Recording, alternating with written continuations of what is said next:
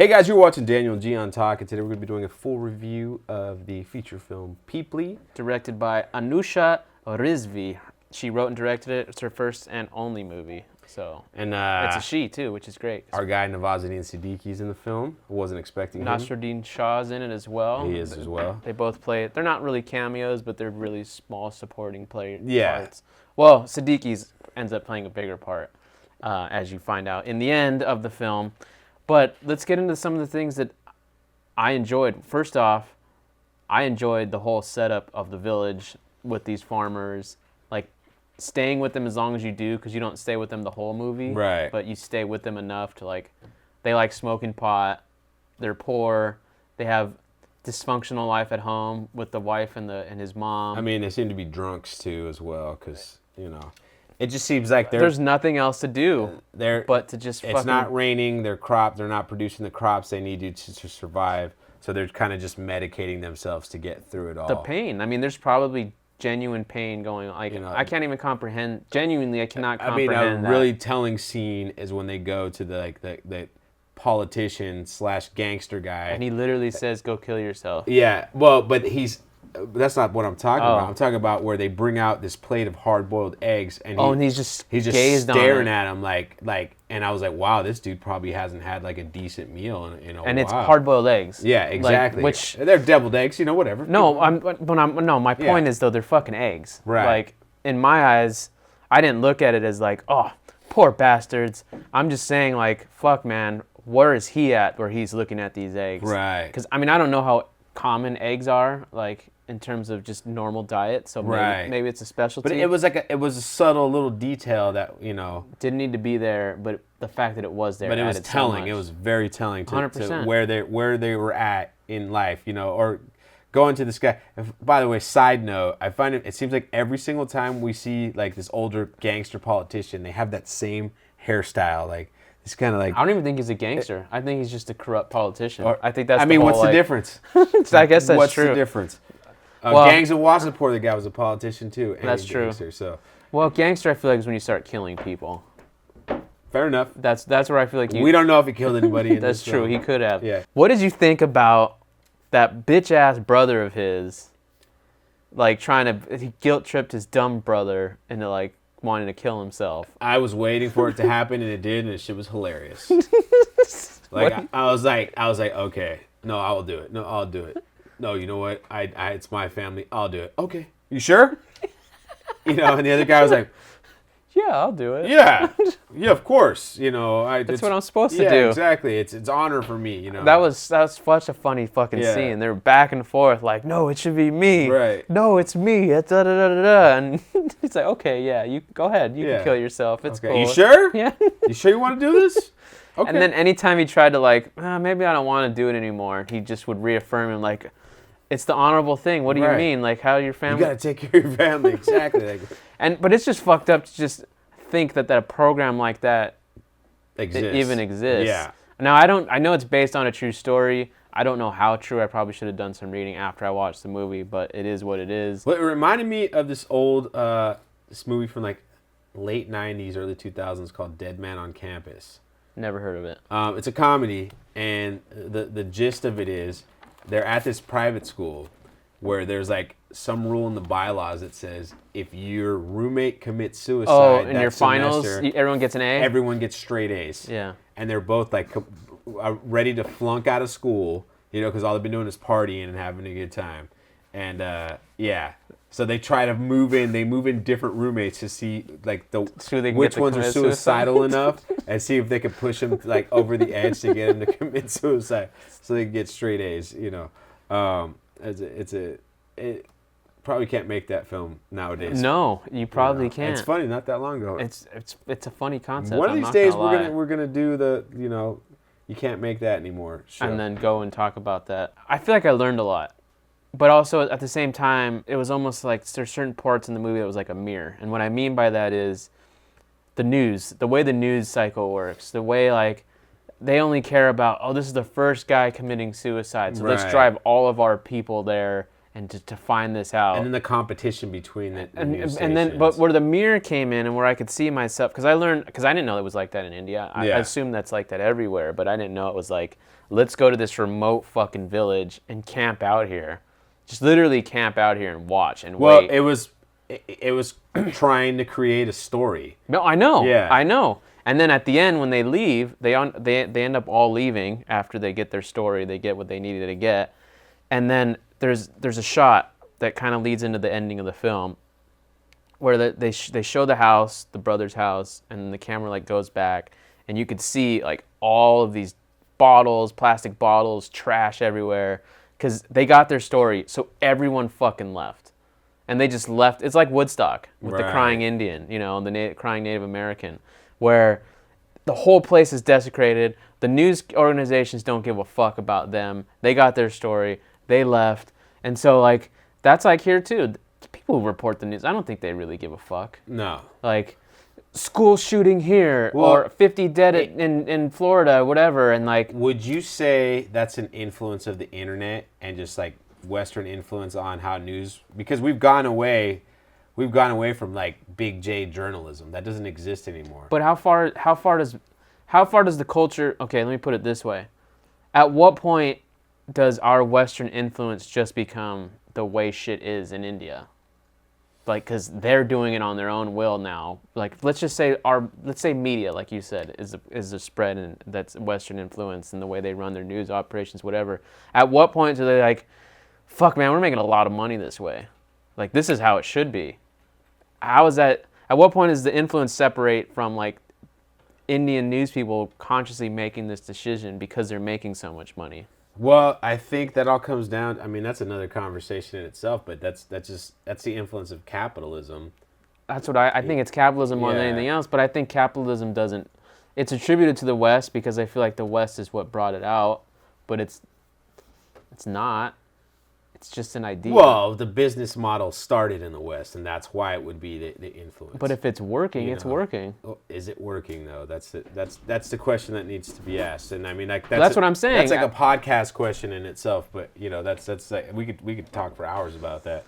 Okay, we'll get back to the movie. Yeah. Love the cinematography.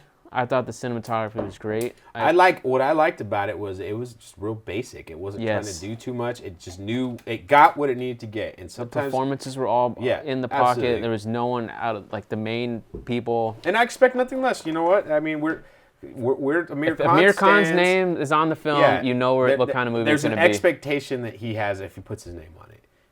If he puts his name on it, that's the key. Because he didn't put his name on Thugs and some of these other bombs. Even though he took responsibility for it, he's not a producer on it. It's not an Amir Khan production. No. But, I agree. I think there's definitely a standard to it. Let's talk about Nawazuddin's character and his ultimate arc. So, Siddiqui's character. So, he's kind of like this young buck journalist wanting to do more than what he... It kind of felt like, it was a paycheck and he wanted to do the least amount of work possible. Yeah, I feel like that's a young buck journalist, someone who doesn't really give a shit. They're just there because it's a job. But then he sees that guy who's constantly digging. He has that pike, and he's just a super skinny fucking Indian guy who's just digging in the ground. And the reason why he's doing it is you find out he's getting that dirt since I think his land was auctioned off or something. I forget what it was because he was selling this dirt for like 20 rupees. And then the guy eventually dies, because that's all he does all day. He's just digging dirt. And then Siddiqui sees that, and he kind of tells his boss, like, we should be covering this. Like, why are we caring about, him committing suicide or whatever? Like, this is real. People are dying right now over dirt. Like, that's how fucked up it is. And then ultimately, at the end, he dies. He gets blown up. When he dies, it's all as a result of this series of events. And probably one of my favorite bits of the whole thing. He needs to take a shit.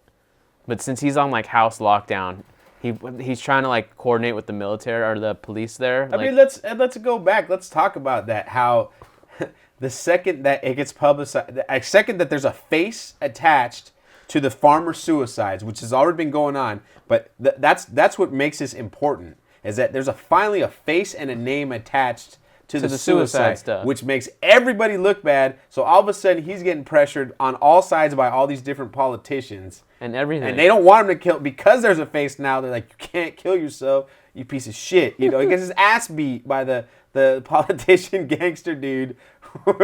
Just for even nothing. though he was the one that suggested it. It was a joke, you know, but... I mean, it kind of wasn't a joke. Right. Because it's a real thing. Because he didn't want to give him the loan. Right. But what I'm saying is there's a bit towards the end where he asked the police officers literally, like, I need to go take a shit. Can you go with me to shit? Because he's just being followed by all the news reporters. And they're like, oh, we just did X, Y, and Z. Like, just go over there and take a shit.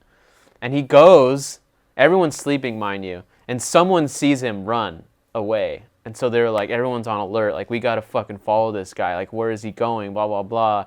And then they go on, they assemble this huge watchtower where they could put a camera up there. Yeah. And the guy's like, he sees him taking his shit, and then he disappears. He vanishes. You don't know where he ends up. You find out that, like, the politicians kidnapped him, and they kind of, like, hold him so he doesn't kill himself. Right. Basically, so the elections and all this stuff can, like, blow over and all and whatever. Well, when Siddiqui finds him there, and that's when he calls the journalist, and the journalist comes in, blah, blah, blah. And then he ends up dying. He blows up out of mistake. Like, these people don't know how to fucking do a lantern, whatever, and they light this barn on fire, and the whole thing blows up, and then he dies. They never really explicitly say he dies. You only know because he wears this green bracelet all the time, which I like. But the reporters, they don't know. And I'm bringing this all up to say, like, he's the one who recognized life the most, I feel like, out of all the reporters. And then he dies. And the girl, and they're like, where is I forget his character's name, you know, where is he at? Like, I haven't seen him. Rakesh, like, where is he at? And they don't even, they're like, oh, whatever, and they just fucking get in the van and they drive off. Like, everyone thinks that the guy ended up killing himself because they think it was his body. But yeah, what's fucked up, there's two reasons why I brought that up. One is because life goes on, and it shows you that the one guy who cares about life, who ends up dying, gets forgotten. No one gives a fuck. That's definitely an interesting message to relay to the audience. And then two, he's dead, so the brother who wanted to cash in on it can't fucking cash in on it because they ruled it an accident, the way he died. And so, like, it's not a suicide, so he ended up not getting any money anyway. So, I don't know. It's kind of fucked up. And then the guy pulls a Dexter, and he ends up in, like, Mumbai, the main guy. Yeah. He's building construction. Like, that's what he's doing. But he looks just as depressed now. Well, because it's just another chapter. He's just a cog. It's what's fucked up in the system. And like, what do you do? And I think that was the great thing about the movie is that it's like using humor to reflect, like. Oh, I love the aunt. The grandma. This the mom. And the wife. I mean, the wife. Yeah, they were just wow. It was just it was a commentary on the society of what's going on, and on different levels too. Like, if you're not a story, you're not important. You know, that's the underlying message. That's what they even. I feel like they explicitly said that. Yeah. You know, because they're talking about some like scandal piece, and then the suicide thing comes, and like, why aren't you there? That's where the story. And it's just like, wow, man. And it's. Looking for a story with Saif Ali Khan and his 8th grade girlfriend. Like, you're gonna talk to his mom, and they're like, no, we haven't talked to Saif's mom. No, the 8th grade girlfriend. Like, oh yeah, that's right. Yeah. But yeah, overall, I enjoyed it. Let's. Would you put a rating on it? I'm about an 8. Yeah, I'm gonna say I'm around an 8 as well. Makes sense. It's solid film. It was a good film. I highly recommend it if you haven't watched it yet. You know, it's one of. It got submitted for the Oscars that year. Didn't get nominated, which I don't know what India has to do to get nominated. Have to have more white people in their movie. True. Hashtag Oscar so white. Oscar so black now. Or black people. Yeah, one or the other. Both. They just have a bunch of white and black people. No, next year it's got to be like LGBTQ people because that's going to be the next one. For Indian film? For Indian films, they got to have lesbians in it. I think India's about a good 5 to 10 years away from. They already have from their milk. No, from their milk. Oh, I'm saying Manto. Manto. He's homosexual? I believe so. I don't think so. I think so. I think he's just Muslim. I don't think he's. I don't think he was Muslim. He just lived in Pakistan when it. We gotta watch it. We're spitballing. Now we're just making shit up. There was that one movie where we haven't watched it yet either, but Manoj Bhatt probably plays a gay guy. Yes, and maybe that's the movie you're thinking of. I think Montel might be gay too, man. Well, he's dead now, Well, so he's not anything. Hey, man, his gay spirit lives on. Anyway, yeah, I'd put it about an 8. I enjoyed the cinematography. I enjoyed the story. I enjoyed the performances. I enjoyed the writing. I mean, there was not much I didn't enjoy. I enjoyed the runtime.